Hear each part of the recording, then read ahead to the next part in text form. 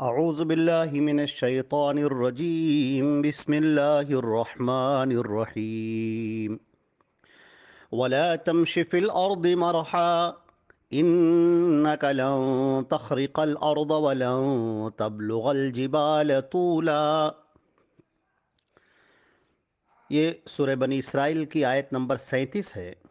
ترجمہ اس آیت کا یہ ہے: اور زمین میں اکڑ کر نہ چل، بے شک تو نہ کبھی زمین کو پھاڑ سکتا ہے اور نہ کبھی لمبائی میں پہاڑوں کو پہنچ سکتا ہے۔ یہ اس آیت کے اندر بھی اللہ رب العزت نے، جیسے کہ اس سے پہلے کی جو آیات تھیں ان کے اندر سماج میں، معاشرے کے اندر رہنے کا ایک طریقہ سکھایا تھا کہ اسلامی تعلیمات پر اگر عمل کیا جائے تو معاشرہ کس قدر خوشبودار بن سکتا ہے، گلشن کی طرح بن سکتا ہے، جس میں چاروں طرف امن و امان ہی نظر آئے گا۔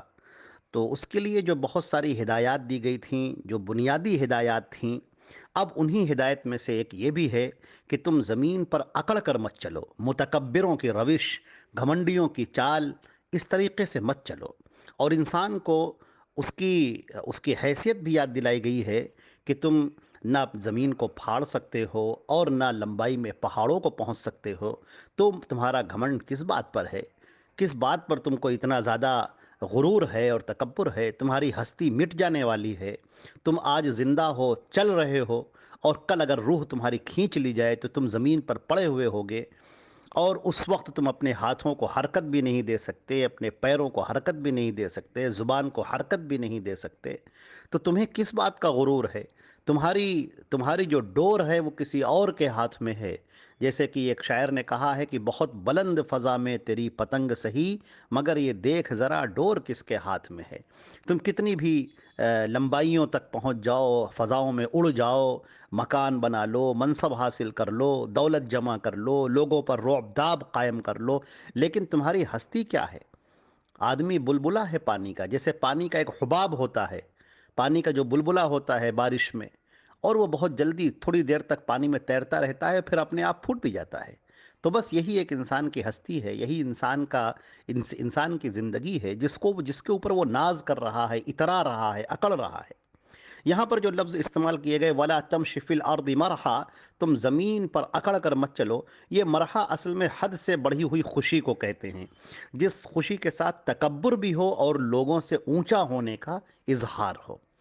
اور جو یہ کہا کہ زمین میں، تو فی الارض سے اس بات کی طرف توجہ دلانا مقصود ہے کہ تو اسی زمین سے پیدا ہوا ہے اور اسی زمین میں تجھے جانا ہے۔ جیسے اللہ نے سورہ طٰہٰ میں بھی یہ بات ارشاد فرمائی ہے، منہا خلقناکم وفیہا نعیدکم ومنہا نخرجکم تارۃ اخری، اسی زمین سے ہم نے تم کو پیدا کیا ہے، اسی زمین میں تم کو ہم واپس بھیجیں گے، اور پھر اسی زمین سے تم کو ہم دوبارہ زندہ کر کے اپنے سامنے کھڑا کریں گے۔ تو انسان کو زمین کی یاد اس لیے دلائی گئی ہے تاکہ اسے پتہ ہو کہ تمہاری انتہا جو ہے، تم کو مر جانا ہے ایک دن۔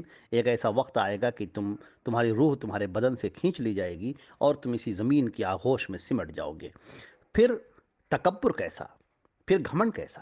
لہذا اسلام نے جو چال سکھائی ہے، جو طریقہ سکھایا ہے، جو ادب سکھایا ہے، وہ یہ کہ جب تم چال چلو تو تواضع اور میانہ روی اختیار کرو، درمیانی چال چلو۔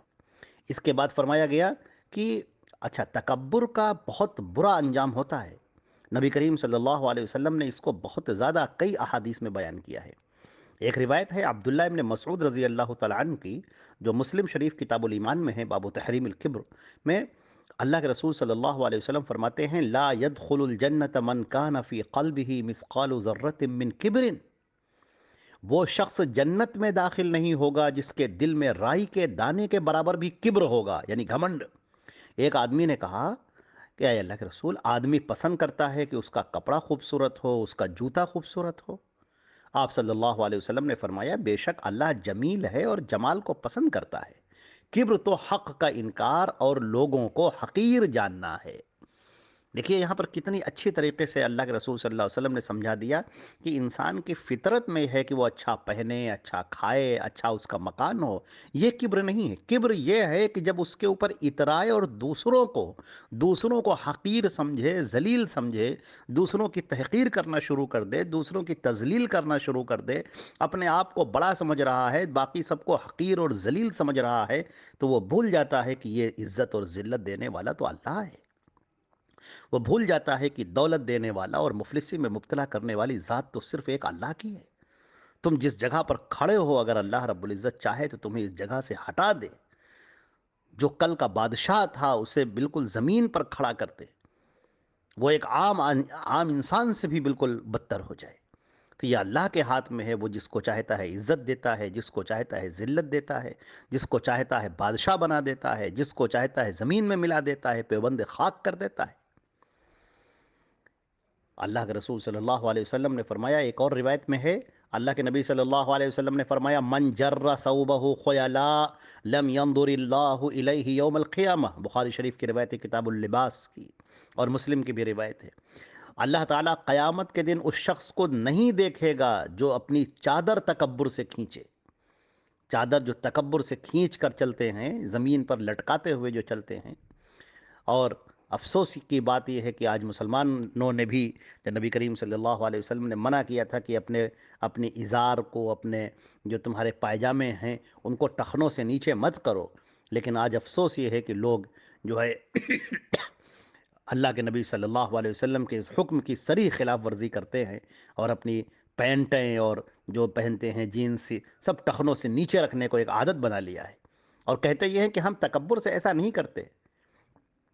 اگر بے دھیانی میں کپڑا لٹک جائے تو کہا جا سکتا ہے کوئی بات نہیں، لیکن جان بوجھ کر لمبی شلوار سلوانا اور اسے جان بوجھ کر ٹخنوں سے نیچے رکھنا، یہ صاف نبی کریم صلی اللہ علیہ وسلم کی نافرمانی ہے، اور واضح طور پر یہ تکبر ہے۔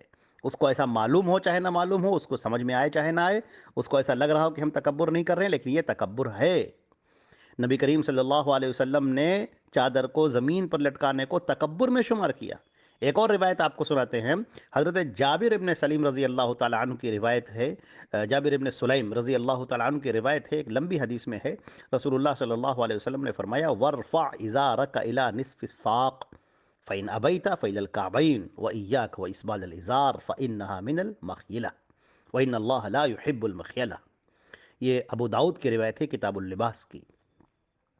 اور اپنی چادر نصف پنڈلی تک اٹھاؤ، پھر اگر تم نہیں مانتے تو ٹخنوں تک، اور ٹخنوں سے نیچے چادر لٹکانے سے بچو، کیونکہ یقیناً یہ تکبر میں سے ہے، اور بلا شبہ اللہ تعالیٰ تکبر کو پسند نہیں کرتا۔ یہ ابو داؤد کی روایت ہے۔ اس زمانے میں عام طور سے لوگ چادر ہی پہنتے تھے، تہمت کی جگہ پر اس کو پہنتے تھے، ازار اس کو کہتے تھے، تو چادر ہی کو اپنا لباس بناتے تھے، ایک چادر اوڑھ لیتے تھے اور ایک چادر اپنے پہن لیتے تھے، تو اس زمانے میں چادر ہی پہنتے تھے، تو اس کو نبی کریم صلی اللہ علیہ وسلم نے پسند نہیں کیا ہے۔ تو اسی میں ہر وہ کپڑا شامل ہے جو انسان نیچے کو پہنتا ہے، اپنی شرمگاہ کو چھپانے کے لیے جو کپڑے پہنے جاتے ہیں اس میں یہ بھی شامل ہے۔ لہٰذا اگر اس کو ٹخنوں سے نیچے کوئی رکھتا ہے تو یہ گناہ کی بات ہے، اور کھلم کھلا گناہ ہے۔ اور بہت سارے لوگ بڑے دھڑلے سے اپنا کپڑا ٹخنے سے نیچے رکھ کرتے ہیں، اور کہتے ہیں کہ نہیں تو ٹھیک ہے، ہم تکبر کی وجہ سے نہیں کر رہے ہیں۔ کتنے افسوس کی بات ہے، اللہ کے نبی صلی اللہ علیہ وسلم کے آپ خلاف کر رہے ہیں، اور کہہ رہے ہیں نہیں ہمارے اندر تکبر نہیں ہے۔ تمہارے اندر تکبر ہے کہ نہیں، یہ پیمانہ تو اللہ کے رسول نے بتایا ہے، یہ انہوں نے بتایا ہے کہ تمہارے اندر یہ تکبر پایا جا رہا ہے کہ نہیں پایا جا رہا ہے۔ تم اللہ کے رسول کے خلاف ورزی کر رہے ہو، ان کے حکم کی خلافت کر رہے ہو، جو انہوں نے حکم دیا ہے تم اس کے خلاف جا رہے ہو، اور اس کے بعد یہ سمجھ رہے ہو کہ نہیں ہم تو کوئی برا نہیں کر رہے ہیں۔ یاد رکھو، وَمَن يُطِعِ اللَّهَ وَالرَّسُولَ، جس نے وَمَن يُطِعِ اللَّهَ وَرَسُولَهُ فَقَدْ فَازَ فَوْزًا عَظِيمًا، جس نے پیروی کر لی اللہ کی اور اس کے رسول کی تو بہت بڑی کامیابی سے وہ ہمکنار ہو گیا، بہت بڑی کامیابی اس نے حاصل کر لی۔ اور صحیح بات یہ ہے کہ ہم اس کا اندازہ نہیں کر سکتے ہیں کہ وہ کتنی بڑی کامیابی ہوگی۔ جو اللہ کے رسول کی بات مان لے، ان کی باتوں پر اپنا عمل کرے، تو وہ کتنا بڑا کامیاب ہے، ہم اس دنیا میں اس کا اندازہ نہیں کر سکتے ہیں۔ اس کا اندازہ تو اسی وقت ہوگا جب ہم مر کے اللہ کے سامنے پہنچیں گے، اور وہاں پر ہمیں اللہ کے رسول کی بات ماننے پر جو اجر ملے گا، جو ثواب ملے گا، جو ہمیں بدلہ دیا جائے گا، وہ بہت زیادہ ہوگا، بے پناہ ہوگا۔ ہم سوچ بھی نہیں سکتے ہیں، اس زندگی کے بارے میں ہم تصور بھی نہیں کر سکتے ہیں۔ اور جو سزا ملے گی، اگر ان کی ہم نے خلاف ورزی کی، ان کی باتوں کو اگر ہم نے نہ مانا، تو جو سزا ملے گی وہ بھی بڑی دردناک ہوگی، بڑی بھیانک ہوگی، بڑی المناک ہوگی۔ اللہ رب العزت ہم کو اور آپ کو اللہ کے نبی صلی اللہ علیہ وسلم کی باتوں پر عمل کرنے والا بنائے، پوری امت کو عمل کرنے والا بنائے۔ یا اللہ سب کے لیے ہدایت کے فیصلے فرما دے، سب کو نبی کے طریقے پر چلنے والا بنا دے۔ یا اللہ ہم سب کا خاتمہ ایمان پر فرما دے۔